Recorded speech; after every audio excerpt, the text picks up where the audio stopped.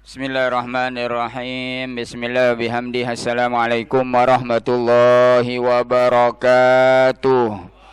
Alhamdulillah nahmaduhu wa nasta'inuhu wa nastaghfiruh wa nastahdihi wa nu'minu bihi wa natawakkalu alaihi wa na'udzu billahi min syururi anfusina wa min sayyiati a'malina. May yahdihillahu fala mudilla lahu wa may yudlilhu fala hadiyalah.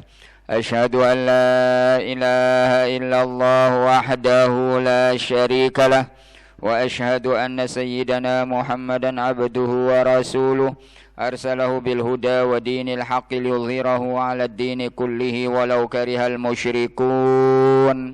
Allahumma aslih ummata Muhammadin sallallahu alaihi wasallam wa farrij an ummati Muhammadin sallallahu alaihi wasallam warham ummata Muhammadin sallallahu alaihi wasallam waftah lana futuhal arifin wa faqihna fid din wa 'allimna at-ta'wil wa ij'alna min ibadika as-salihin bijahi sayyidina Muhammadin sallallahu alaihi wasallam وانشر واحفظ وأيد نهضة الوطن في العالمين بحق محمد صلى الله عليه وسلم وانشر واحفظ وأيد نهضة الوطن في العالمين بحق محمد صلى الله عليه وسلم وانشر واحفظ وأيد نهضة الوطن في العالمين بحق محمد صلى الله عليه وسلم.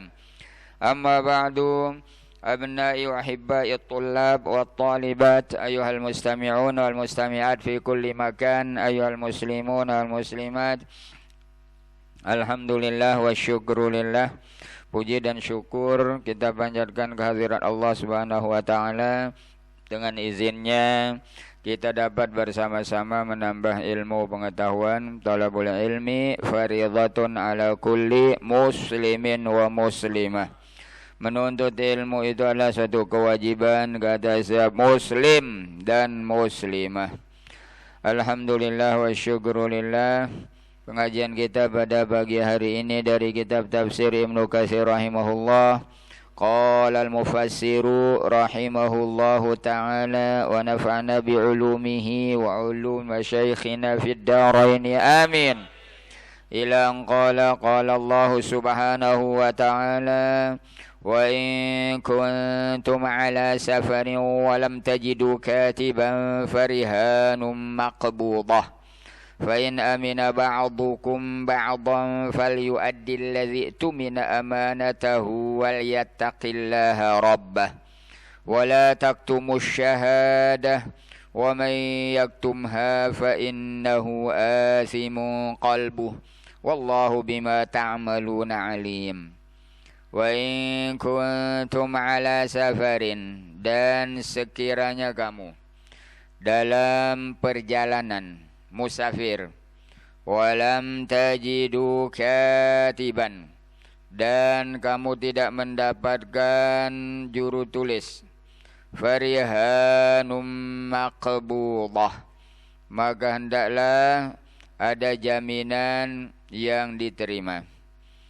Fa in amina ba'dukum ba'dha, maka sekiranya sebagian kamu percaya kepada sebagian yang lain, falyu'addil ladzi tumina amanatahu wal yattaqillaha rabbah, maka hendaklah yang dipercaya itu menunaikan amanat yang ada padanya dan bertakwalah kepada Allah Tuhannya. Wala taktumus syahadah, dan janganlah kamu menyembunyikan kesaksian. Wa may yaktumha fa innahu athimun qalbuh, dan barang siapa yang menyembunyikannya maka sesungguhnya hatinya berdosa. Wallahu bima ta'maluna alim, dan Allah dengan apa yang kamu lakukan maha mengetahui. Yaqulu ta'ala, Allah Subhanahu wa taala berfirman, wa in kuntum ala safarin ay musafirina wa tadayantum ila ajalim musamma, maksudnya apabila kamu musafir dalam keadaan perjalanan dan kamu berhutang kepada tempoh yang tertentu, pada waktu yang tertentu. Jadi dalam perjalanan dia berhutang, dalam musafir dia meminjam uang atau minjam apapun sampai batas waktu tertentu. Ini dalam perjalanan dia meminjam, habis bekalnya, habis sangunya, tidak ada dipakai, maka dia minjam dari temannya uang. Tapi ini dalam musafir, perjalanan. Walam tajidu katiban ay yaktubu lakum. Tidak mendapatkan juru tulis, tukang tulis yang menuliskan untuk kamu. Qala Ibnu Abbas, aw wajaduhu walam yajidu kirtasan. Kata Ibnu Abbas, atau dia mendapatkannya, mendapatkan juru tulis, dia bisa menulis. Walam yajidu kirtasan, tapi dia tidak mendapatkan kertas untuk menulis, tidak ada kertas. Kan ini musafir, tidak ada kertas.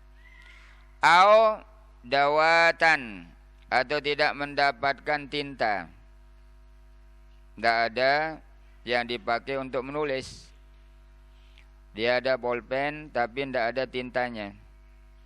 Nah, ini bagaimana caranya? Dalam perjalanan dia berhutang tapi tidak ada yang menuliskan hutangnya itu, atau ada tapi tidak ada alat peralatan untuk menulis, tidak ada kertas, tidak ada ballpoint, tidak ada tinta, tidak ada pensil, tidak ada. Karena ini musafir, perjalanan. Walam tajidu katiban, maksudnya di situ bukan semata-mata tidak mendapatkan juru tulis. Ada tukang tulis, ada yang bisa menulis, dia sendiri bisa menulis, tapi tidak ada alat untuk dipakai menulis. Termasuk juga lam tajidu katiban, artinya tidak ada gunanya. Ada juru tulis tetapi tidak ada yang dipakai menulis, kan tidak ada juga gunanya. Farihanun au qalaman, atau tidak mendapatkan ballpoint, tidak ada pulpennya, tidak ada pensilnya. Farihanum maqbudah, maka hendaklah ada jaminan yang diterima. Jaminan, mungkin dia bawa baju untuk bersalin, untuk mengganti bajunya, terus dia minjam, kasih dia baju, itu jaminannya. Ini pegang baju ini untuk jaminan. Dalam perjalanan mungkin dia bawa kitab, ini ambil kitab ini sebagai jaminan, sampai nanti kapan saya lunasi saya ambil. Ada jaminan, rihan, rohn. Rohn ini asalnya kadai, maksudnya di situ jaminan. Jaminan yang diterima oleh yang punya piutang atau yang punya uang itu meminta jaminan, karena tidak ada yang dipakai menulis ini. Tidak ada kertas, tidak ada ballpoint, tidak ada pensil, tidak ada tinta. Atau ada tetapi tidak ada yang bisa menulis, tidak ada juru tulis. Maka dikasih dia jaminan. Jaminan ke atas hutangnya itu. Apa sajalah. Dia pakai cincin bermata akik, kasih dia cincin itu. Ini jaminannya. Dia pakai cincin bermata zamrud, bermata peros, bermata apa lagi? Intan, berlian, kasih dia. Ini jaminannya. Falyakun badalal kitabati rihanun maqbudah, maka hendaklah ganti tulisan itu, penulisan itu adalah jaminan yang diterima. Ai fi yadi sahibil haqq, maksudnya diterima di tangan yang memiliki hak, yaitu yang memiliki hutang atau yang memiliki uang, yang punya uang. Wa qad istadalla biqaulihi farihanum maqbudah, dan sesungguhnya dibuat dalil dengan firman-Nya farihanum maqbudah ala anna rahna la yalzamu illa bil qabdi. Ini menunjukkan bahwa jaminan itu tidak menjadi jaminan tetap kecuali setelah diterima. Kama huwa mazhabu Syafi'i wal jumhuri, sebagaimana mazhab Asy-Syafi'i dan mazhab jumhur ulama, mayoritas ulama, bahwa barang yang jaminan itu harus diterima oleh yang punya hak, oleh yang punya uang. Diterima jaminannya baru dinamakan jaminan. Tapi kalau belum diterima, contohnya dia bilang, oh ya, jaminannya ada di rumah nanti waktu kita kembali. Nah, itu belum, tidak dinamakan jaminan. Dia bilang, iya ada jaminannya, tapi itu kan kita lupa bawa. Mau jaminan apa? Mau tanah, mau rumah, mau mobil, mau sepeda motor, tapi kan ada di rumah. Nanti terima waktu kita pulang. Itu tidak boleh.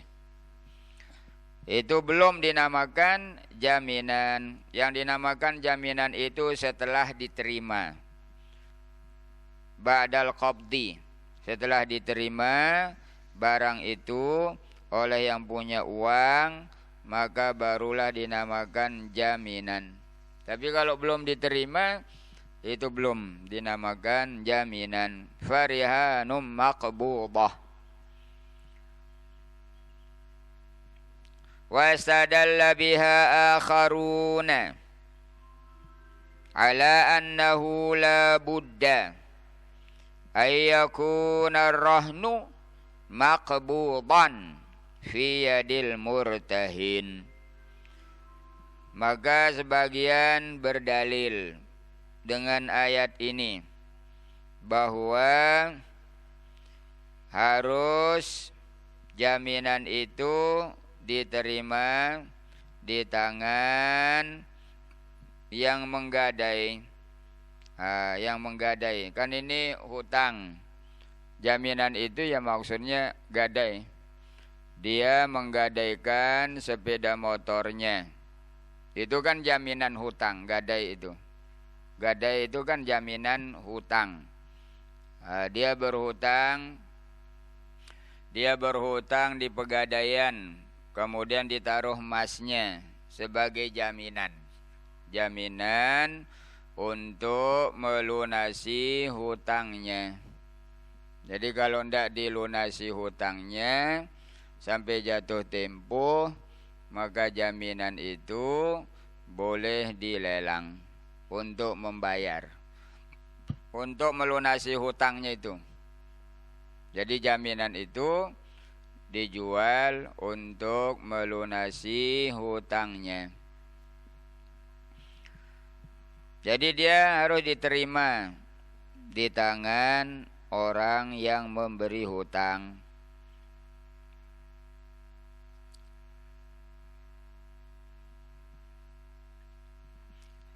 Wa huwa riwayatun anil Imam Ahmad wa dhahaba ilaihi ta'ifatun wa istadalla akharuna minas salafi bihadhihi al-ayati ala annahu la yakunu rahnu masyru'an illa fis safari.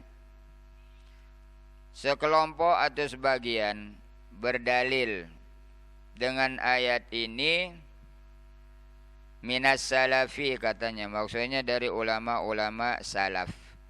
Ulama salaf itu ulama-ulama yang terdahulu, sahabat, tabi'in, tabi'in, Itu ulama-ulama salaf, ulama-ulama yang dahulu di zaman sahabat, di zaman tabi'in, di zaman tabi'in, itu ulama-ulama salaf. Bukan salafi, salaf. Ulama-ulama yang terdahulu. Sebagian berdalil dengan ayat ini bahwa gadai itu disyariatkan hanya pada dalam perjalanan, hanya waktu musafir. Jadi waktu musafir ada orang minjam, diambil jaminan hutangnya itu kan gadai. Ada orang menggadaikan rumahnya, maksudnya membuatnya jaminan ke atas hutang yang diambil. Kan dia berhutang ini. Bisa juga dia berhutang di lembaga. Contohnya dia berhutang di bank. Nanti bank itu minta jaminan. Jaminan itu digadaikan. Gadaikan di bank. Bisa berbentuk barang, gadai itu. Bisa juga berbentuk surat keputusan. Artinya SK pegawai negeri bisa jadi jaminan. Makanya pegawai negeri ini dia banyak berhutang. Jadi dia ngebang tapi tidak komat-komat. Ngebang terus. Dengan cara walaupun tidak halal. Kalau kita ngebang di bank konvensional itu tidak halal. Karena dia berbunga. Bunga itu riba. Riba itu 70 dosa. Paling ringannya seorang itu berzinah dengan ibu kandungnya sendiri. Kata Rasul. Itu dosa yang 70 yang paling ringan. Orang yang makan riba. Jadi biasanya pegawai negeri ini dia ngebang. Dan diborekkan atau dijaminkan SK. SK pegawai negerinya. Dan biasanya dia tidak berhenti sampai dia pensiun. Ngebang. Tapi tidak komat-komat. Sampai pensiun. Biasanya. Ada istilahnya di dalam bank itu atau termasuk produk bank konvensional, produknya itu ada namanya top up. Top up itu menambah hutang. Kan dia sudah berhutang. Itu riba lagi, berbunga lagi. Begitu dia naik gajinya, kan kadang setiap 2 tahun naik gaji. Begitu naik gajinya, dia berhutang, tambah hutang lagi. Tambah hutang. Contohnya dia berhutang 200 juta. Taruh SK di bank. Dia berhutang 200 juta. Begitu 2 tahun belum selesai hutangnya yang 200 itu. Minta tambah lagi hutang. Karena gajinya naik untuk membayar angsuran tambahannya itu. Gaji naik berarti hutang tambah, gitu kan. Dalam 2 tahun contohnya naik gajinya. Tapi hutangnya yang pertama, yang 200 itu belum habis. Katakanlah 2 tahun, kan tempo hutangnya yang pertama mungkin 5 tahun. Dia baru 2 tahun, sudah melunasi 50, berarti sisa hutangnya 150. Ya kan? Sisa hutangnya 150. Dia mau tambah, mau berhutang lagi. Peraturan bank, dia tidak boleh berhutang lagi sebelum lunas hutang yang pertama. Tidak boleh. Lunasi dulu. Kecuali dengan cara top up. Top up itu caranya dilunasi hutang yang sisa hutang yang pertama itu daripada hutang yang kedua. Contohnya sisa hutangnya tadi 150 juta. Kemudian dia mau tambah berhutang lagi. Dia mau tambah 300 juta. Dia mau berhutang lagi 300 juta. Maka yang 150 dari 300 juta itu dipakai melunasi yang sisa hutangnya itu. Maka dia dapat 150 sisa pelunasan hutangnya itu. Itu namanya top up. Jadi yang asalnya sisa hutangnya 150 menjadi hutangnya 300. Kan tambah hutang jadinya kan. Asalnya dia tinggal berhutang 150 juta. Tapi dia nambah lagi 300. Karena gajinya naik. Mampu dia untuk membayar setiap bulan. Karena gaji naik. Maka yang 300 itu 150 digunakan untuk melunasi sisa hutang. Kemudian dia dapat bawa pulang 150. Tapi hutangnya 300 juta. Itu bank konvensional. Kalau bank syariah tidak ada namanya top up. Tidak boleh.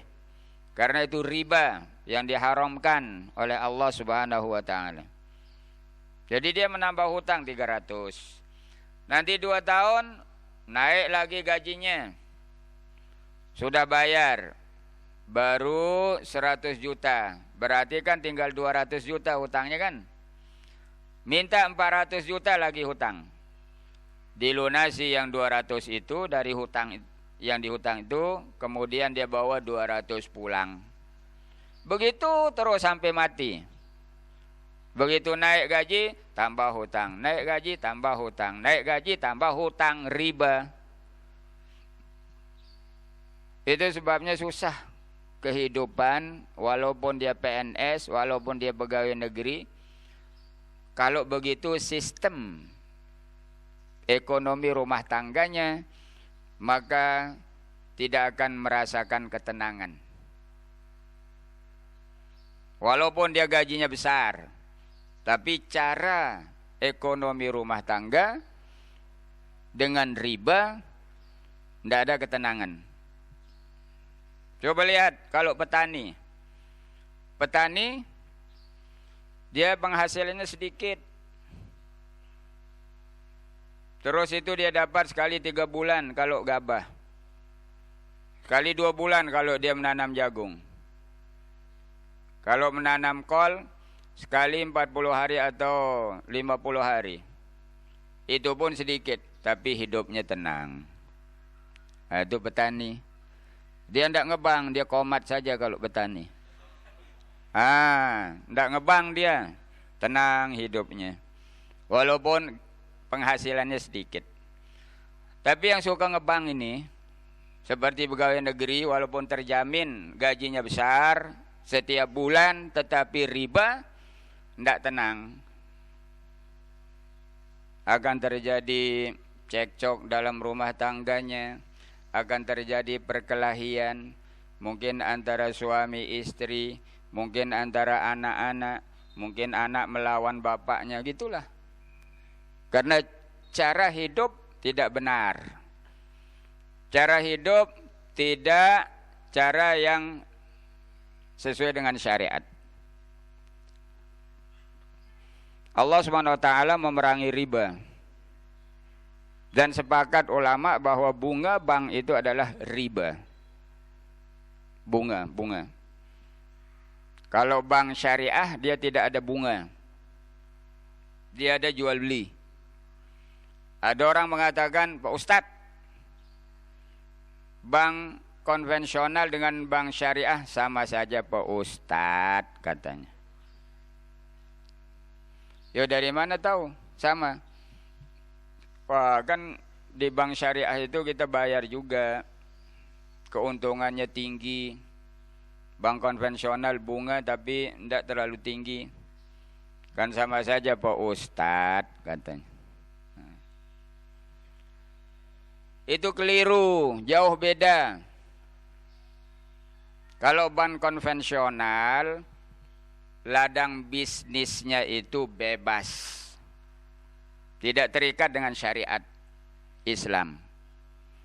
Kalau bank syariah, dia terikat dengan bisnis yang halal. Kalau bank konvensional, ada orang Hindu datang minta hutang untuk penggemukan babi, langsung dikasih. Kalau bank konvensional ada orang datang minta modal untuk menjual minuman keras, langsung dikasih. Tidak bilang nanti dulu, terus. Karena yang penting uang masuk. Halal ke haram tidak jadi masalah. Itu Anda yang salah katanya. Kita bank tidak salah mengasih. Ada orang datang minta pinjaman, meminjam, mau buat hotel. Tapi hotel itu hotel bebas. Ada minuman kerasnya, ada disediakan perempuan-perempuannya. Kalau bank konvensional langsung dikasih. Mau berapa M? Mau 100 M? Dia tidak tanya. Nanti hotel itu ada enggak minuman keras? Tidak tanya. Nanti di hotel itu ada enggak pasangan-pasangan yang tidak halal? Tidak tanya. Mana sama. Kalau syariah, bank syariah, kalau ada orang Hindu contohnya mau dibelikan benih atau bibit babi, tidak boleh. Tidak boleh. Tidak diterima. Walaupun dia mau dibelikan 1 juta anak babi, mau diternak, tidak boleh. Bank syariah tidak mendapatkan uang dengan berbagai cara. Beda kan? Masa sama? Kalau bank syariah, ada orang mau dibiayai modal untuk menjual minuman keras, tidak boleh, tidak diterima. Tidak boleh. Kan jauh bedanya. Ladang bisnisnya saja sudah jauh beda. Kalau konvensional itu bebas. Dia halal, dia haram, dia makruh, bebas. Sekarang bank syariah ini sedang mengkaji mengenai pembiayaan pabrik rokok. Apakah rokok itu haram atau makruh? Kalau dia berpendapat mengatakan haram, ya tidak boleh memberikan petani tembakau atau pabrik rokok pembiayaan kalau memang dikatakan rokok itu haram. Tapi kalau dikatakan makruh, boleh diberikan, kan tidak haram, makruh. Tapi kalau yang sudah jelas-jelas haram, tidak boleh diberikan pembiayaan. Ada bedanya, istilahnya juga. Kalau bank konvensional, pinjaman. Kalau bank syariah tidak ada pinjaman, pembiayaan. Itu beda istilah juga. Sekarang bank syariah sudah banyak di Indonesia. Dan ini masih kekurangan tenaga yang ahli dalam bidang ekonomi syariah, perbankan syariah. Sekarang IAIH sudah membuka prodi perbankan syariah dan ekonomi syariah. Itu masa depannya bagus. Jadi mahasiswa yang belajar di perbankan syariah atau di ekonomi syariah, kemudian diperbanyak dengan membaca buku-buku mengenai bank, perbankan. Karena dia punya istilah sangat banyak di bank itu. Maka untuk memahaminya, jangan cukup dengan apa yang didapati di kuliah, tetapi baca juga buku yang khusus mengenai perbankan. Sekarang ini bank syariah, BPR syariah, koperasi syariah, pegadaian syariah, kekurangan SDM, kekurangan tenaga yang ahli dalam bidang ekonomi syariah. Jadi tidak sama. Ada orang mengatakan sama, bagaimana sama? Bidang bisnisnya saja dah beda, jauh. Kalau bank syariah, dia berbisnis pada yang halal saja. Dan tidak ada bunga. Hanya bagi hasil. Nisbah. Nisbahnya di situ tidak ditentukan berapa persen, tidak. Dia pakai nisbah. Nisbah maksudnya nanti keuntungannya itu bank akan dapat 60, nasabah akan dapat 40. Nah, contohnya sesuai dengan kesepakatan. Nanti bagi hasilnya itu bagaimana caranya? Apakah 50-50 pembagiannya, bank 50, si nasabah 50, atau bank 60, si nasabah 40? Itu bank syariah. Kalau bank konvensional kan sudah ditentukan persenannya, sudah ditentukan. Kalau bank syariah tidak. Jadi dia jauh beda, tidak sama. Jadi kalau mau hidupnya tenang, banyak uang belum tentu hidup tenang. Walaupun banyak uang sampai jadi beruang, belum tentu tenang. Itu tidak menjamin. Uang tidak menjamin ketenangan seseorang. Yang menjamin adalah satu saja. Ala bidzikrillah tatma'innul qulub. Satu saja, zikir pada Allah. Itu menjadikan orang tenang. Zikir maksudnya secara umum, punya uang, buat uang itu berzikir. Itu maksudnya. Punya uang, jadikan dia berzikir. Punya harta, jadikan harta itu berzikir. Tenang hidup. Tapi kalau asal yang penting dapat, walaupun dari riba, itu tidak tenang. Kehidupan seorang tidak akan jadi tenang. Itu banyak sistem-sistem di bank itu, terutama bank konvensional, yang menjadikan seseorang itu terus bermuamalat dengan riba sampai mati. Nauzubillah. Karena bank-bank ini punya petugas khusus untuk mencari nasabah. Jadi bank-bank ini keliling berebut mencari nasabah. Dia petugasnya khusus, ada tugas luar. Dia keliling ke pasar. Bersaingan dengan bank rontok. Nah, dia bersaingan. Yang bank tidak rontok dengan rontok bersaingan. Keliling ke pasar. Rentenir. Menawarkan pinjaman. Jadi kalau ada seorang saudagar di pasar, nanti bank ini datang. Bu, mau tambah modal. Oh ini bayarannya gampang kok, nggak susah. Ambil saja pinjaman di bank kita ini. Datang lagi si rontok, merontok. Bu, ini saja, ini sudah cash ini. Nih lihat tas ini penuh dengan uang. Sekarang kita kasih. Datang lagi bank lain. Bu, oh ceritanya mau tambah modal. Kita ini bunganya rendah. Dan kapanpun bisa dibayar. Datang lagi, gitu. Jadi bank itu dia mencari nasabah. Harus ada petugas khusus mencari nasabah. Keliling semua bank ini berebut. Pergi ke kantor-kantor, pergi ke sekolah-sekolah. Makanya kalau di sekolah-sekolah itu, kalau di ruang guru itu, di ruang guru kan waktu istirahat, duduk di ruangan tuh, ribut.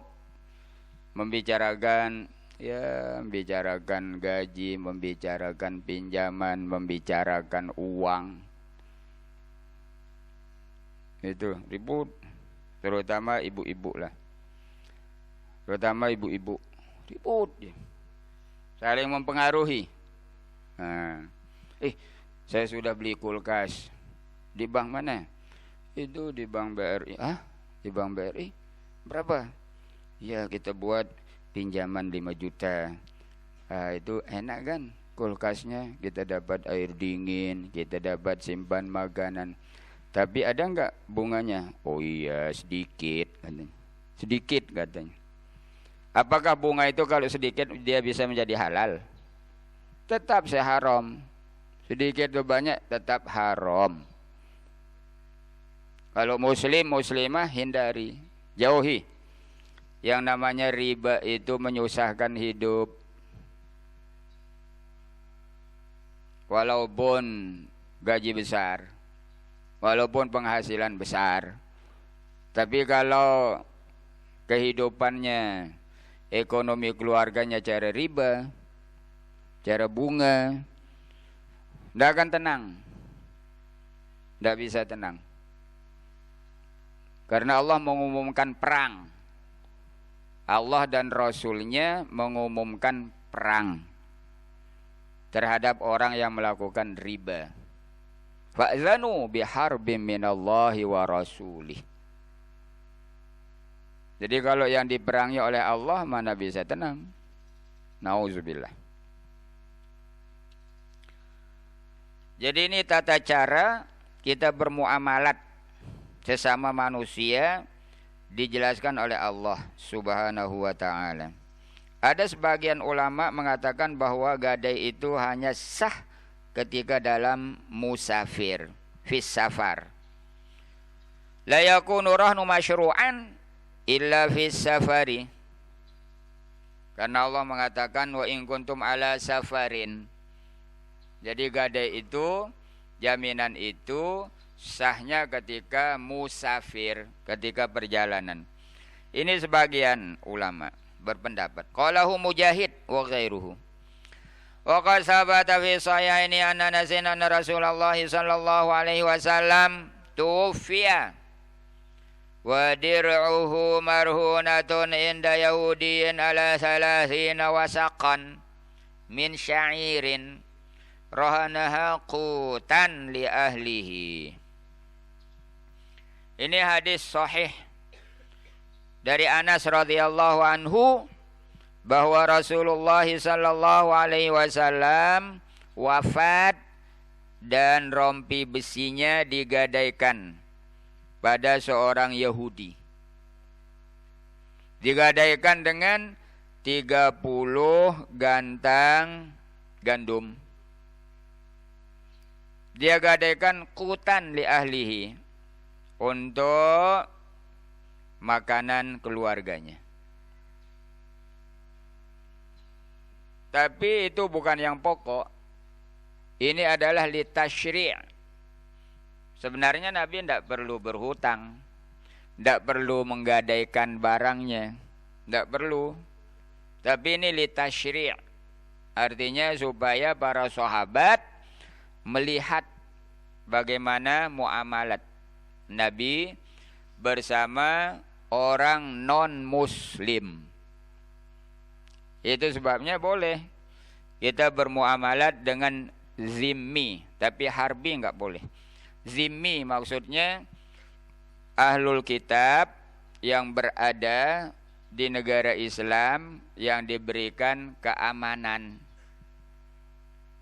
Artinya contohnya ini Indonesia mayoritas muslim, ada yang non muslim. Tapi diberikan aman oleh pemerintah, berikan keamanan oleh pemerintah. Maka dia bebas untuk berbisnis, bebas untuk bekerja, bebas untuk mendapatkan penghasilan. Tidak boleh diganggu, tidak boleh diserang, tidak boleh diperangi. Karena sudah diberikan keamanan oleh negara. Kecuali kalau dia mengganggu. Kalau dia mengganggu umat Islam, maka boleh diserang. Kalau dia yang duluan mengganggu umat Islam, berani mengganggu umat Islam, dia diserang. Tapi kalau dia duduk aman-aman, baik dia berbisnis atau mau kerja apapun, boleh, silahkan. Tidak jadi masalah. Tapi kalau dia mengganggu umat Islam, maka saat itu diserang. Tapi kalau udah aman, tidak boleh diganggu. Ini Nabi menggadaikan rompi besinya yang biasa dipakai perang kepada seorang Yahudi. Artinya non-muslim kan, Yahudi Madinah. Dan itu belum dibayar, belum dilunasi sampai beliau meninggal dunia. Hanya itu saja peninggalannya. Rompi besi masih tergadai pada orang Yahudi. Jadi Nabi tidak meninggalkan kebun kurma berhektar-hektaran. Nabi tidak meninggalkan unta, kambing berekor-ekoran. Nabi tidak meninggalkan uang berdinar-dirhaman. Tidak ada. Meninggal dunia, tidak ada yang diwarisi oleh ahli keluarganya. Hanya satu rompi besi, itu pun masih tergadai pada seorang Yahudi. Jadi Nabi minta meminjam 30 gantang gandum, kemudian diserahkan rompi besinya kepada seorang Yahudi. Maksudnya kan nanti diganti kemudian dikembalikan rompi besinya itu. Tapi sampai wafat belum diganti, maka rompi besi itu masih sama orang Yahudi itu. Artinya betapa miskinnya Nabi kita tidak meninggalkan apapun warisan. Tidak ada kepada ahli keluarganya. Ini digadaikan kepada seorang Yahudi. Wa fi riwayatin min Yahudil Madinah. Non-muslim digadaikan. Artinya boleh kita bermuamalat dengan non-muslim. Dia punya toko, boleh kita belanja di tokonya. Kita punya toko, boleh dia belanja di toko kita. Walaupun afdalnya di toko muslim, tetapi boleh. Kalau kita belanja di toko muslim, dia akan mengeluarkan zakat. Kalau kita belanja di toko non-muslim, dia tidak berzakat. Ya kan? Tidak berzakat dia. Tapi toko muslim dia berzakat, dia mengeluarkan zakat. Tapi boleh. Dari segi mubahnya tidak apa-apa. Kita mau belanja di toko Cina, di toko India, toko Buddha, toko Kristen, toko Hindu, boleh. Dia mau belanja di toko kita juga boleh. Tapi biasanya orang Islam suka belanja di toko non-muslim. Padahal non-muslim tidak suka belanja di toko muslim. Nah, itulah kita ini dhaif. Tidak ada asyidda seperti Sayyidina Umar, asyidda wa 'alal kuffar ruhama'u bainahum. Tapi kita terbalik, asyidda wa 'alal muslimin ruhama'u 'alal kuffar. Itu kita ini akhir zaman. Terbalik kan? La haula wala quwata illa billah. Wa fi riwayat Syafi'i inda Abi Syahmil Yahudi. Ini disebutkan namanya, riwayat Al-Imam Syafi'i, nama Yahudi itu Abu Syahmi. Wa taqirru hadhil masail fi kitabil ahkamil kabir. Walillahil hamdu wal minna wa bil musta'an. Itu sebagian ulama yang berpendapat bahwa gadai itu hanya boleh dalam perjalanan, ketika musafir, ketika tidak mendapatkan juru tulis untuk menulis. Tapi pinjaman di sini maksudnya bukan berbunga. Kalau ada orang mau minjam 100.000, jangan dimintai dia 200.000, itu haram. Itu bunga, haram, mengembalikan lebih. Makanya pinjam meminjam ini ta'awun. At-ta'awun 'alal birri wat taqwa. Betapa besar pahalanya orang yang meminjamkan orang yang sedang susah. Sedang susah. Maksudnya tidak ada yang dimakan, tidak ada, dipinjamkan. Pahalanya sangat besar. Ikhlas lillahi ta'ala. Tidak mengharapkan bunga. Tidak mengharapkan pengembalian lebih. Itu pahalanya sangat besar. Itu ta'awun 'alal birri wat taqwa. Wa qawluhu fa in amina ba'dukum ba'dha falyu'addil ladzi tumina amanatahu. Rawa Ibnu Abi Hatim bi isnadin jayyidin an Abi Sa'idin al-Khudri annahu qala hadhihi nusikhat hadhihi nasakhat ma qablaha. Wa qala Sya'bi idza tamana ba'dukum ba'dha fala ba'sa alla taktubu aw la tashhadu. Yang tadi itu yang minta jaminan terhadap orang yang berhutang itu, dia minta argunan, dia minta jaminan, dia minta berarti gadai. Dia minta jaminan ke atas hutang itu kalau tidak percaya. Si pemberi hutang ini tidak begitu percaya atau tidak percaya sama sekali dengan yang orang berhutang ini. Maka dia minta jaminan. Jaminan itu untuk dijual kalau dia nakal. Karena ada orang suka berhutang, tapi kalau membayar hutangnya susahnya luar biasa. Makanya Nabi mengatakan matlul ghani zulmun. Orang kaya artinya mampu membayar hutangnya, kemudian dia enggan, maka itu orang zalim. Kalau berhutang enak, dia dapat hutang, dapat uang orang. Tapi kalau membayarnya, Masya Allah, susahnya luar biasa. Padahal dia mampu. Itu zalim.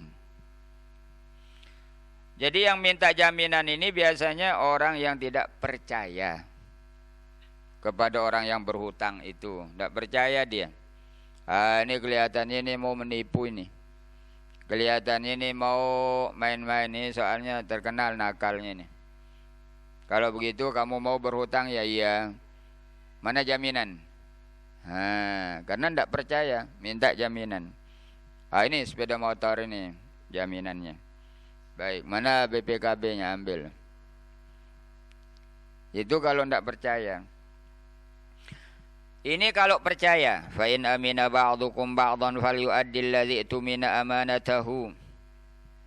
Wa qala Sya'bi idza tamana ba'dukum ba'dha fala ba'sa alla taktubu aw la tashhadu. Kalau kalian percaya sesama ya ndak apa-apa, walaupun ndak ditulis, walaupun ndak disaksikan, ndak jadi masalah. Makanya ini ayat ini katanya nasakhat ma qablaha.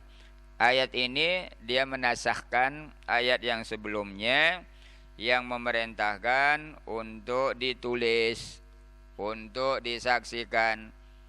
Maka ini katanya yang itu dimansuhkan dengan ini. Jadi tidak apa-apa, walaupun tidak ditulis, tidak disaksikan, tidak apa-apa. Kalau kalian saling percaya mempercayai. Wal yattaqillaha rabbah, yakni al-mu'tamanu. Kama jaa fil hadis alladzi rawal Imam Ahmad wa ahlus sunan min riwayati Qatadah anil Hasani an Samurata anna Rasulullah sallallahu alaihi wasallam qala alal yadi ma akhalat hatta tuaddiyahu. Ini hendaklah dia bertakwa kepada Allah Tuhannya. Maksudnya orang yang dipercayai. Orang yang dipercayai itu hendaklah dia bertakwa kepada Allah Tuhannya. Maksudnya kalau dia sudah berhutang, maka hendaklah dia mengembalikan hutang itu sesuai dengan perjanjian, bertakwa kepada Allah. Kalau yang nakal, yang tidak mau membayar hutangnya, itu tidak bertakwa kepada Allah Subhanahu wa taala. Maka seorang yang dipercayai, maka hendaklah bertakwa kepada Allah, mengembalikan hutang yang pernah dipinjam. Jangan hanya enak berhutang tapi mengembalikan punya orang itu susahnya luar biasa. Tidak boleh. Bertakwa kepada Allah.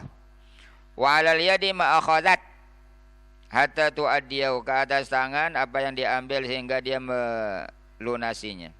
Artinya masih amanah di tangannya hutang itu sehingga dia melunasinya. Makanya orang berhutang ini kan tidak diterima nyawanya oleh Allah, sehingga dilunasi hutangnya atau dimaafkan oleh orang yang tempatnya berhutang. Nafsul mu'mini mu'allaqatun bidaini hatta yuqdha anhu, kata Rasul. Nyawa seorang mukmin akan terkatung-katung di antara langit dan bumi, tidak diterima oleh Allah karena meninggalkan hutang sehingga dilunasi atau dimaafkan. Artinya berat yang namanya hutang. Wa qawlu wa la taktumus syahadah, ay la tattakhidhuha wa taghluha wa la tadhharu wa la tudhiruha la tukhfuha wa la tughluha wa la tudhiruha.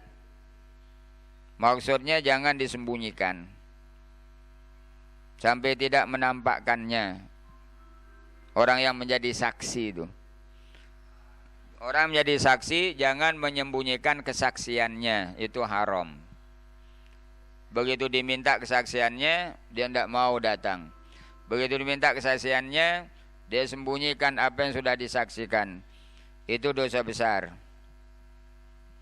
Qala Ibnu Abbas wa ghairuhu syahadatuz zur min akbaril kabair wa kitmanu kadzalik. Syahadatuz zur, saksi palsu, kata Ibnu Abbas, saksi palsu itu adalah sebesar-besar dosa besar. Dosa besar paling besarnya saksi palsu. Dan menyembunyikannya begitu juga dosa besar. Walihadza qala wa may yaktumha fa innahu athimun qalbuh. Qala Suddi yani fajirun qalbuhu, jahat hatinya. Orang yang menyembunyikan kesaksiannya itu hatinya itu sakit. Hatinya itu jahat.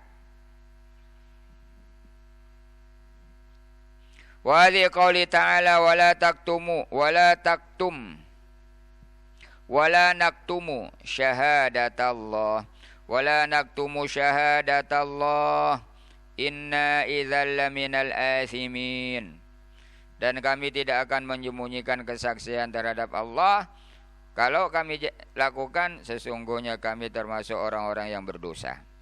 Wa qala ta'ala ya ayyuhalladzina amanu kunu qawwamina bil qisti syuhada'a lillah walau ala anfusikum awil walidaini wal aqrabina iyakun ghaniyan aw faqiran fallahu aula bihima wala tattabi'ul hawa an ta'dilu wa in talu aw ta'ridu fa innallaha kana bima ta'maluna khabira. Wa kadza qala hauna wa la taktumu syahadah wa may yaktumha fa innahu athimun qalbuh Wallahu bima ta'maluna alim. Bagaimana hukumnya seseorang yang meminjam uang di bank dan menggunakan nama orang lain,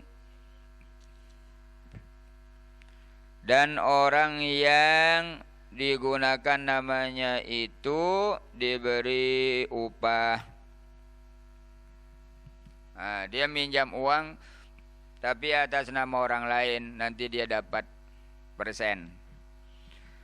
Kalau dia sistem bunga riba menggunakan nama siapapun itu sudah haram. Kalau pinjaman itu ada bunganya. Kalau tidak ada bunganya, kemudian dia pakai nama orang lain, kemudian orang itu diupah, orang itu pun mau sebagai penjamin berarti dia. Artinya kalau orang yang berhutang itu tidak membayar hutangnya, dia yang bertanggung jawab membayarnya. Kan dia penjamin kan? Pakai nama orang. Kemudian orang itu tidak membayar hutangnya. Yang ditagih ini, yang naik namanya ini. Bukan orang yang berhutang itu, tidak. Kan orang itu enggak diketahui. Jadi berat. Penjamin namanya kan, tanggung jawabnya berat. Beresiko. Kalau orang itu tidak bayar hutangnya, dialah yang akan ditagih. Dialah yang akan masuk penjara. Kan berat jadi penjamin itu. Bahaya. Kalau ada orang mau dijamin hutangnya, jangan. Bahaya.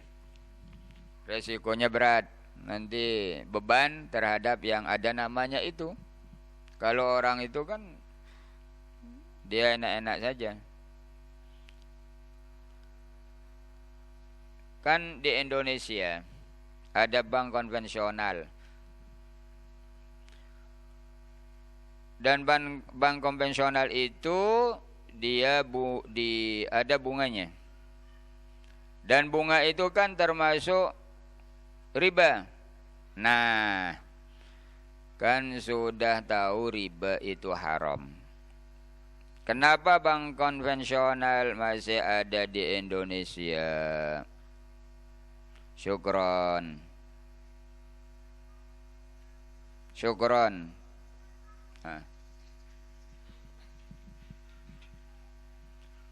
Muslimat pakai jilbab wajib atau sunat? Ada enggak muslimat di Indonesia yang enggak pakai jilbab? Kenapa masih ada? Kan dia muslimat. Sama lah. Menjual minuman keras haram atau halal? Ada enggak orang Islam di Indonesia menjual minuman keras? Sama. Makanya Allah mengatakan qu anfusakum. Banyak dosa di dunia, di kehidupan ini. Jaga dirimu. Yang melakukannya bukan orang non muslim, muslim. Yang sholat 5 waktu itu melakukannya. Bahkan dia berjamaah terus, tapi berbunga terus uangnya.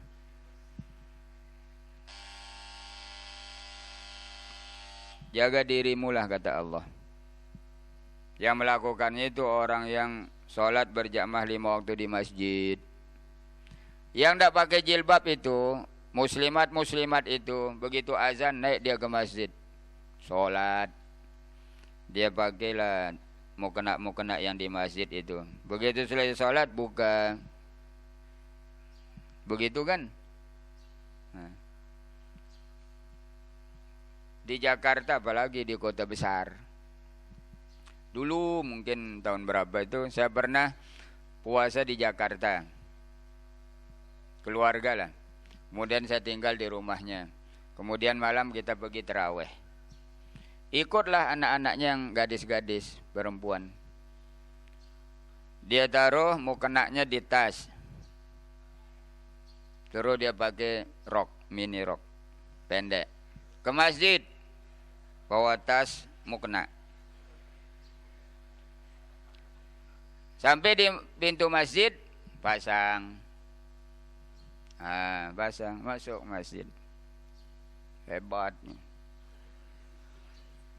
Nanti habis tarawih buka, pulang pakai pendek lagi.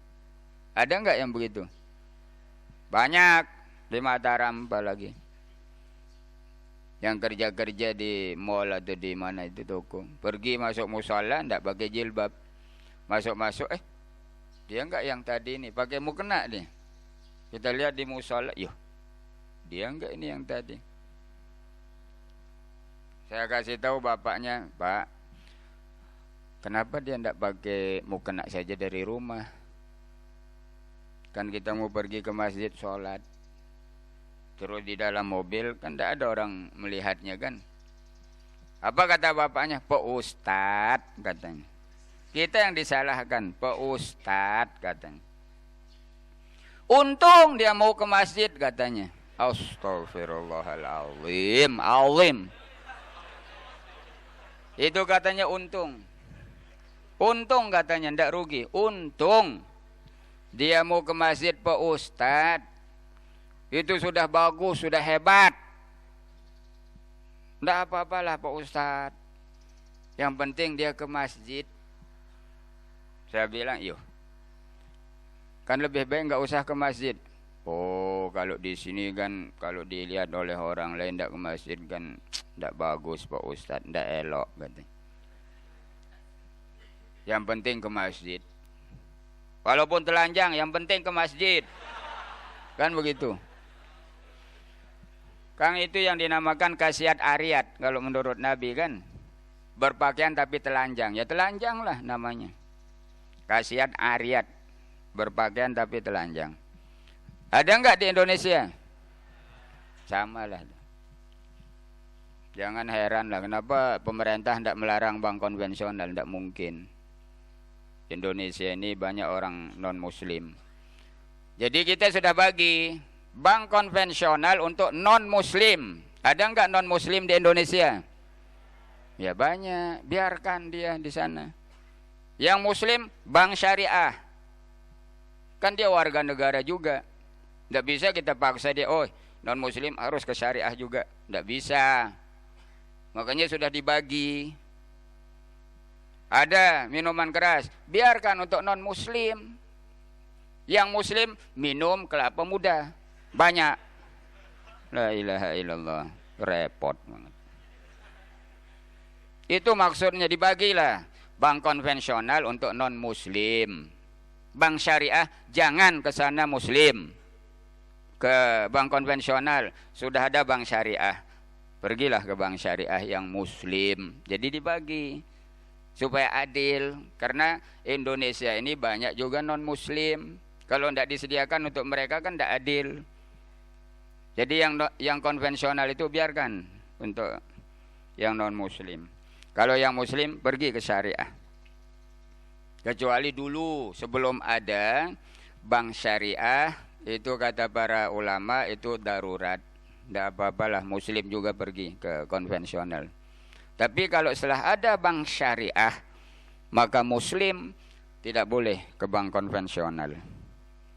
Jadi jangan kita heran, kenapa ini pemerintah tidak menghalangi atau kenapa pemerintah mengizinkan bank konvensional, katanya bingung dia.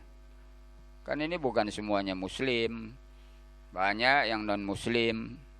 Tidak apalah dia ke konvensional. Kalau yang muslim silahkan ke syariah. Yang muslim kalau mau tenang hidup di dunia sebelum akhirat, silahkan ke syariah. Wah sama saja Pak Ustadz, bagaimana sama? Yang konvensional itu dia memberi pinjaman untuk menternak bibit babi, bagaimana sama? Kalau bank syariah memberi pembiayaan untuk peternak kambing, sapi, kerbau, itu kan jauh bedanya. Gimana bisa sama? Tidak sama. Dari bidang bisnisnya saja sudah jauh beda. Kalau yang syariah, dia berbisnis pada yang halal saja.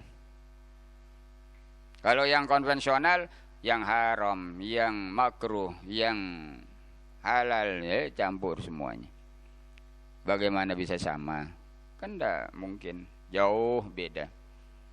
Maka itu sebabnya kalau bank syariah itu barokah, karena bisnisnya kepada yang halal saja. Kalau konvensional kenapa tidak barokah? Karena bisnisnya kepada yang haram juga. Maka campuran yang halal dan yang haram. Itu sebabnya tidak ada keberkahan. Jadi yang muslim silahkan kepada yang halal. Kalau yang non muslim tidak apalah, dia pergi kepada yang tidak halal, tidak jadi masalah. Kenapa kita menyibukkan diri kita? Biarkanlah dia ke sana. Wallahu a'lam. Bismillahirrahmanirrahim. Rabbana anfa'na bima 'allamtana. Rabbi 'allimna alladhi yanfa'una. Rabbi faqihna wa faqih ahlana wa qarabatil lana fi dinina ma'a ahli al-qutri untha wa zakar. Rabbi wafiqna wa wafiqhum lima tartadi qawlan wa fi'lan karam. Warzuqil kulla halalan daiman wa akhilla atqiya ulama nahla bil khairi wa nukfa kulla syar. Rabbana aslih lana kulla syu'un wa aqirra bir ridha minkal uyun waqdi anna rabbana kulla duyun qabla an ta'tiyana واغفر استر أنت أكرما ساتر. ربنا يا ذا الجلال والمنان انشر اللواء نهضة الوطن وفاضا دائما من الفتن واهدي رجالها على السنن وانصرنهم في العشايا والبكر. ربنا يا ذا الجلال والمنان انشر اللواء نهضة الوطن فاضنها دائما من الفتن واهدي رجالها على السنن وانصرنهم في العشايا والبكر. ربنا يا ذا الجلال والمنان انشر اللواء نهضة الوطن وفاضنها دائما من الفتن واهدي رجالها على السنن وانصرنهم في العشايا والبكر. وصلاة الله تغشى المصطفى من إلى الحق دعانا والوف بكتاب فيه للناس شفاء وعلى الآل الكرام الشرف وعلى صاب المصابيح الغرر أمررت كفا سبحت فيها العصا وأروات الجيش على معاشي ومعادي وعلى ذرياتي وباطني وظاهري أمررت كفا سبا هل حصى وأروات الجيش بماء همير على معاشي ومعادي وعلى ذرياتي وباطن ظاهري أمررت كفا سبحت فيها الحصى وأروات الجيش بماء همير على معاشي ومعادي وعلى ذرياتي وباطني وظاهري. صلى الله وسلم عليك يا رسول الله صلى الله وسلم عليك يا حبيب الله صلى الله وسلم عليك يا شفيع المذنبين. اللهم شفع فينا اللهم شفع فينا اللهم شفع فينا لا إله إلا أنت سبحانك إنا كنا من الظالمين. اللهم افتح لنا فتوح العارفين وفقنا في الدين وعلمنا التأويل واجعلنا من عبادك الصالحين.